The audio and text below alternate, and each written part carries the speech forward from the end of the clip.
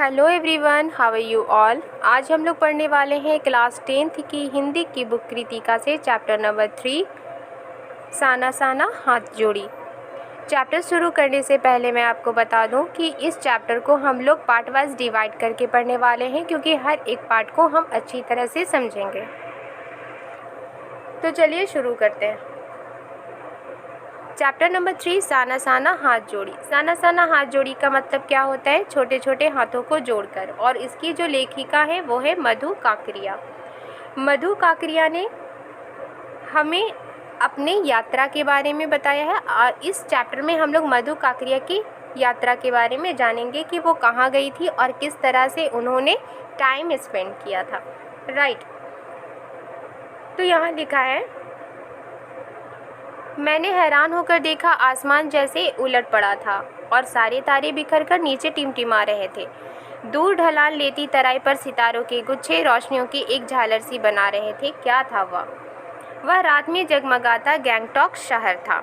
यहाँ पर जो लेखिका है वो कह रही हैं कि उन्हें वो हैरान होकर देखी और उन्हें ऐसा लगा जैसे कि आसमान उलट गया है और सारे तारे बिखर कर नीचे टिमटिमा रहे हैं। और दूर ढलान लेती जो तराई थी वहाँ पर सितारों के गुच्छे जो थे वो रोशनियों की एक झालर से बना रहे थे। ओके, फिर वो पूछती हैं क्या था वो। फिर वो उसका आंसर देती हुई खुद कहती हैं कि वह रात में जगमगाता गैंगटॉक शहर था। ओके, इतिहास और वर्तमान के संधि स्थल पर खड़ा मेहनतकश बादशाहों का वह एक ऐसा शहर था जिसका सब कुछ सुंदर था, सुबह, शाम और रात। यहाँ पर वो क्या कहती हैं, जो गैंगटॉक शहर है उसकी सुबह भी सुंदर थी, शाम भी सुंदर थी और रात भी सुंदर है। तो रात के बारे में यहाँ पर उन्होंने पहले ही कह दिया है कि जैसे उनको क्या लग रहा था कि आसमान उलट गया है और नीचे तारे बिखर कर टिमटिमा रहे हैं। ओके, आगे वो लिखती हैं, और वह रहस्यमय सितारों भरी रात मुझ में सम्मोहन जगा रही थी, यानी उन्हें अट्रैक्ट कर रही थी अपनी ओर। कुछ इस कदर कि उन जादू भरे क्षणों में मेरा सब कुछ स्थगित था, अर्थहीन था, यानी कि वो शून्य हो गई थी, यानी वो इतनी खो गई थी उसमें, इतनी ज़्यादा अट्रैक्ट कर रही थी वो सितारों भरी रात उनको। वो फिर कहती हैं, मैं, मेरी चेतना, मेरा आसपास, उनका जो एनवायरनमेंट था, उनका आसपास जो था वो सब कुछ अर्थहीन हो गया था। मेरे भीतर बाहर सिर्फ शून्य था और थी अतीन्द्रियता। अतीन्द्रियता का मतलब क्या होता है? इसका मतलब होता है इंद्रियों से परे, यानी सेंस ऑर्गन जो होती है जिसकी मदद से हम फील करते हैं, उससे परे थी वो। ठीक है, वो कहती है, और थी अंद्रियता में डूबी रोशनी की वह जादुई झालर।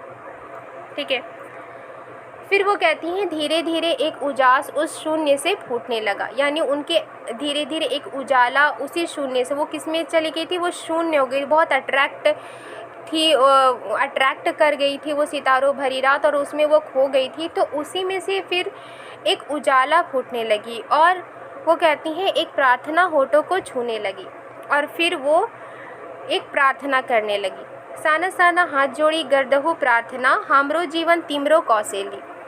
यहाँ पर इसका मतलब होता है छोटे छोटे हाथ जोड़कर प्रार्थना कर रही हूँ कि मेरा सारा जीवन अच्छाइयों को समर्पित हो। ठीक है, फिर वो लिखती हैं, आज सुबह की प्रार्थना के ये बोल मैंने एक नेपाली युवती से सीखे थे, यानी कि ये जो बोल है वो उन्होंने कहाँ से सीखा था? एक नेपाली युवती से सीखे थे और ये आज ही सुबह प्रार्थना में उन्होंने ये बोल सीखे थे। और किससे सीखे थे उन्होंने? नेपाली युवती से सीखे थे। राइट। अब आगे कहती हैं कि सुबह हमें युमथांग के लिए निकल पड़ना था, पर आँख खुलते ही मैं बालकनी की तरफ भागी। वो यहाँ के लोगों ने बताया था कि यदि मौसम साफ हो तो बालकनी से भी कंचनजंगा दिखाई देती है, हिमालय की तीसरी सबसे बड़ी चोटी कंचनजंगा। फिर वो कहती हैं कि सुबह होते ही उनको कहाँ के लिए निकलना था? युमथांग के लिए निकलना था, लेकिन जैसे ही उनकी आँख खुलती है वो बालकनी की तरफ भागती हैं। उन्हें कुछ लोगों ने बताया था कि अगर मौसम साफ़ हो तो बालकनी से कंचनजंगा जो है वो दिखाई देती है, और कंचनजंगा क्या थी? हिमालय की तीसरी सबसे बड़ी चोटी थी वो, चोटी है वो। ठीक है, पर मौसम अच्छा होने के बावजूद आसमान हल्के हल्के बादलों से ढका था। लेकिन वो कहते हैं कि मौसम अच्छा तो था, लेकिन इसके बावजूद भी बादलों से वो ढका हुआ था, हल्के हल्के बादलों से ढका था। पिछले वर्ष की ही तरह इस बार भी बादलों के कपाट ठाकुर जी के कपाट की तरह बंद ही रहे।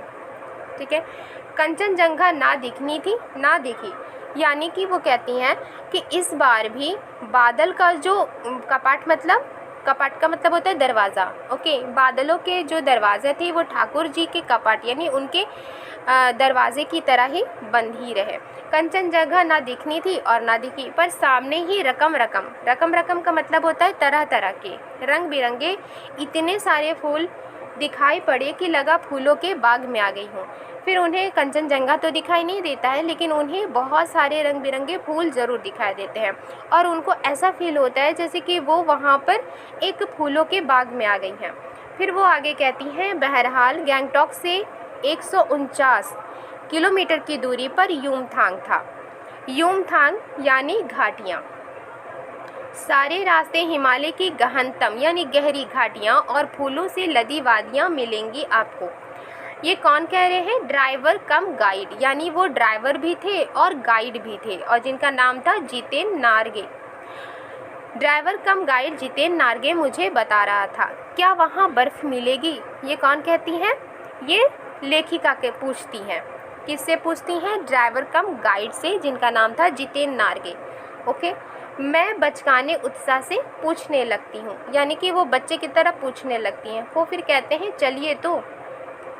फिर आगे लिखा है, जगह जगह गदराए पाइन और धूपी के खूबसूरत नुकीले पेड़ों का जायजा लेते हुए हम पहाड़ी रास्तों पर आगे बढ़ने लगे। तो आपको पता होगा कि जो पाइन के पेड़ होते हैं तो वो कितने नुकीले होते हैं। ठीक है, ओके। तो जब वो जा रही थी तो उन्हें जो पाइन और धूपी के जो खूबसूरत नुकीले पेड़ थे उनका वो जायजा लेते हुए चल रही थी और पहाड़ी रास्तों से वो आगे बढ़ रही थी कि एक जगह दिखाई दी एक कतार में लगी सफ़ेद सफ़ेद बौद्ध पताकाएं। ठीक है, पताकाएं मतलब झंडा। ओके, किसी ध्वज की तरह लहराती, शांति और अहिंसा की प्रतीक ये पताकाएं जिन पर मंत्र लिखे हुए थे। नारगे ने बताया, यहाँ बुद्ध की बड़ी मान्यता है, यानी कि वहाँ बुद्ध को बहुत ज़्यादा मान्यता मिली हुई थी, यानी लोग बहुत ज़्यादा बुद्ध को मानते थे। जब भी किसी बुद्धिस्ट की मृत्यु होती है, उसकी आत्मा की शांति के लिए शहर से दूर किसी भी पवित्र स्थान पर 108 श्वेत पताकाएं फहरा दी जाती है। कितनी पताकाएं? 108, वो भी सफ़ेद रंग की। ओके, नहीं, इन्हें उतारा नहीं जाता है, ये धीरे धीरे अपने आप ही नष्ट हो जाती हैं। तो वो नारगे क्या बताते हैं कि जब भी किसी बुद्धिस्ट की मृत्यु होती है वहाँ, तो उसे उसकी आत्मा की शांति के लिए दूर शहर से दूर किसी पवित्र स्थान पर 108 सफ़ेद रंग के झंडे फहराए जाते हैं और उन्हें उतारा नहीं जाता, बल्कि ये धीरे धीरे खुद ही नष्ट हो जाती है। कई बार किसी नए कार्य की शुरुआत में भी ये पताकाएं लगा दी जाती हैं, पर वे रंगीन होती हैं। नारगे बोलता जा रहा था और मेरी नज़र उसकी जीप में लगी दलाई लामा की तस्वीर पर टिकी हुई थी। नारगे जो थे वो बोलते जा रहे थे और जो राइटर है, लेखिका है, वो उसकी जीप में लगी हुई जो दलाई लामा की तस्वीर थी वो उसे देख रही थी। कई दुकानों पर भी मैंने दलाई लामा की ऐसी ही तस्वीर देखी थी। फिर वो आगे कहती हैं, हिचकोले खाती हमारी जीप थोड़ी और आगे बढ़ी। क्योंकि वो पहाड़ी इलाका था, इसलिए जो जीप है वो हिचकोले लेते हुए आगे बढ़ रही थी। वो कहती हैं, अपनी लुभावनी हंसी बिखेरते हुए जितेन बताने लगा, इस जगह का नाम है कवि लॉन्गस्टॉक। यहाँ गाइड फिल्म की शूटिंग हुई थी। तिब्बत के चिस्खे बमसन ने लेप्चाओं के सोमेन से कुंजतेक के साथ संधि पत्र पर यही हस्ताक्षर किए थे। तो वो जो ड्राइवर कम गाइड थे, जिनका नाम क्या था? जितेन, राइट। तो वो वहाँ के उस एरिया के बारे में बता रहे थे। ठीक है, कि वहाँ गाइड फिल्म की शूटिंग हुई थी और संधि पत्र पर यही हस्ताक्षर किए गए थे। एक पत्थर यहाँ स्मारक के रूप में भी है, चिन्ह के रूप में है। लेप्चा और भूटिया सिक्किम की इन दोनों स्थानीय जातियों के बीच चले सुदीर्घ झगड़ों के बाद शांति वार्ता का शुरुआती स्थल। ठीक है। उनके बीच में लेपचा और भूटिया के बीच में लड़ाइयाँ चल रही थी, झगड़े चल रहे थे, लेकिन उनके बीच में जब शांति वार्ता चली तो उनके लिए वहाँ पर एक स्मारक भी है, ठीक है। एक पत्थर यहाँ स्मारक के रूप में भी है, राइट। अब आगे वो लिखते हैं कि उन्हीं रास्तों पर मैंने देखा, आगे वो लेखिका लिखती हैं कि उन्हीं रास्तों पर मैंने देखा एक कुटिया के भीतर घूमता चक्र। यह क्या? फिर वो पूछती हैं, लेखिका पूछती हैं कि ये क्या है। नार्गे कहने लगा, मैडम ये धर्म चक्र है, प्रेयर व्हील। इसको घुमाने से सारे पाप धुल जाते हैं। आपने भी देखे होंगे कि एक इस तरह से गोल व्हील की तरह होता है और उसे इस तरह से घुमाया जाता है, राइट। तो वो कहते हैं कि इसको घुमाने से सारे पाप धुल जाते हैं। फिर वो चौकर कहते हैं, क्या? चाहे मैदान हो या पहाड़, तमाम वैज्ञानिक प्रगतियों के बावजूद इस देश की आत्मा एक जैसी। यानी कि जितने भी वैज्ञानिक प्रगति हो गए हो, लेकिन इस देश की जो आत्मा है वो एक जैसी है। लोगों की आस्थाएं, विश्वास, अंधविश्वास, पाप पुण्य की अवधारणाएं और कल्पनाएं एक जैसी, ठीक है। वो लेखिका कह रही हैं कि यहाँ इस देश की जो आत्मा है वो एक ही जैसी, लोगों की आस्थाएं भी हैं एक जैसी, उनका विश्वास भी एक जैसा, अंधविश्वास भी एक जैसा, पाप पुण्य की जो अवधारणाएं हैं और कल्पनाएं हैं वो भी एक ही जैसी हैं। फिर वो आगे कहती हैं,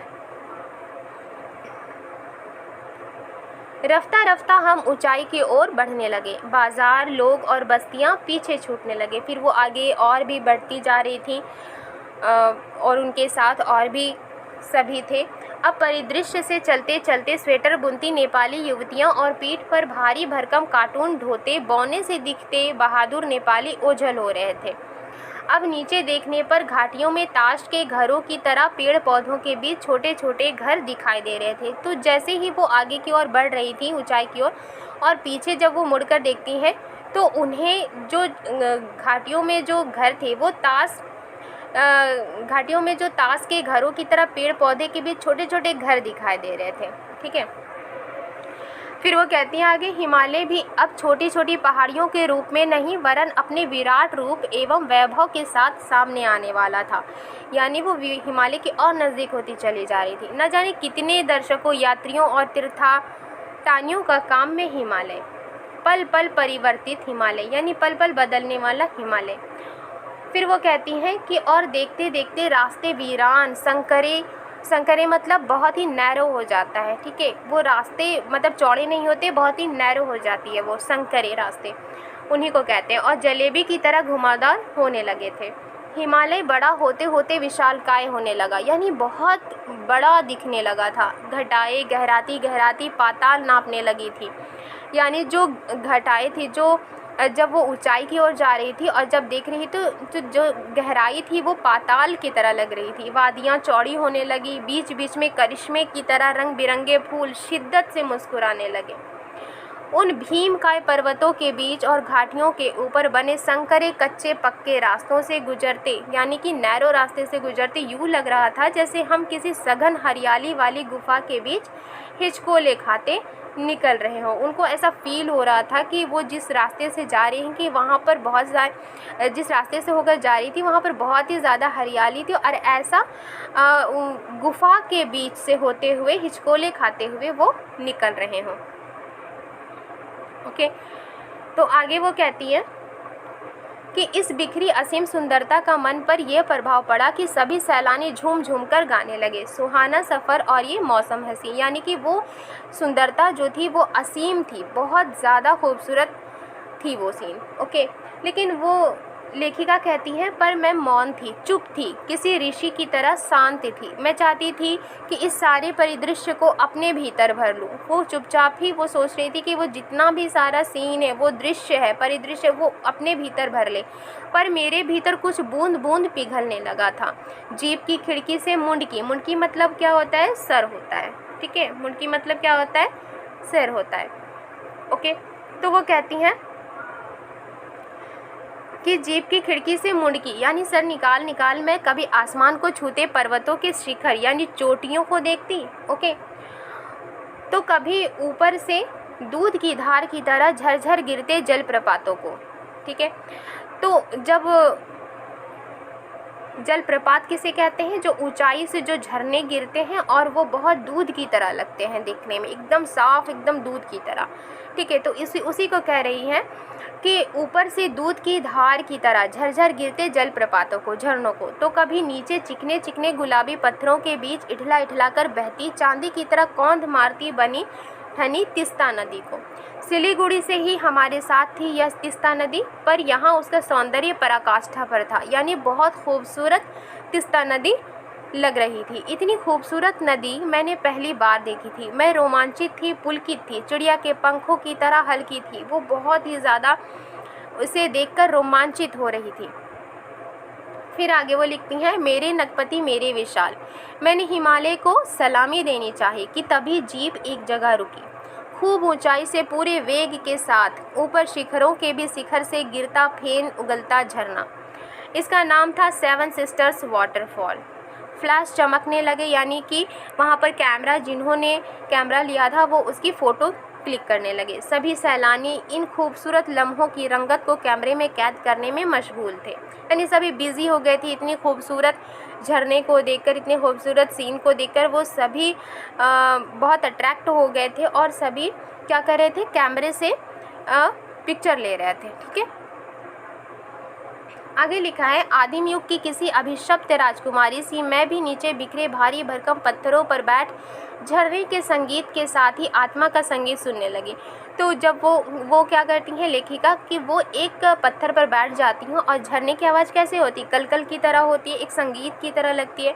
तो वो कहती हैं कि वो एक पत्थर पर बैठकर झरने के संगीत के साथ ही आत्मा की संगीत यानी अंतरात्मा की संगीत सुनने लगी। थोड़ी देर बाद ही बहती जलधारा में पाँव डुबोया तो भीतर तक भीग गई। मन काव्यमय हो उठा, यानी कि एक कवितामय हो उठा, सत्य और सौंदर्य को छूने लगा। फिर आगे वो लिखती हैं, जीवन की अनंतता का प्रतीक व झरना। उन अद्भुत अनूठे क्षणों में मुझमें जीवन की शक्ति का एहसास हो रहा था। उस क्षण में उन्हें क्या एहसास हो रहा था? जो ज़िंदगी है उसकी ताकत का एहसास हो रहा था उन्हें।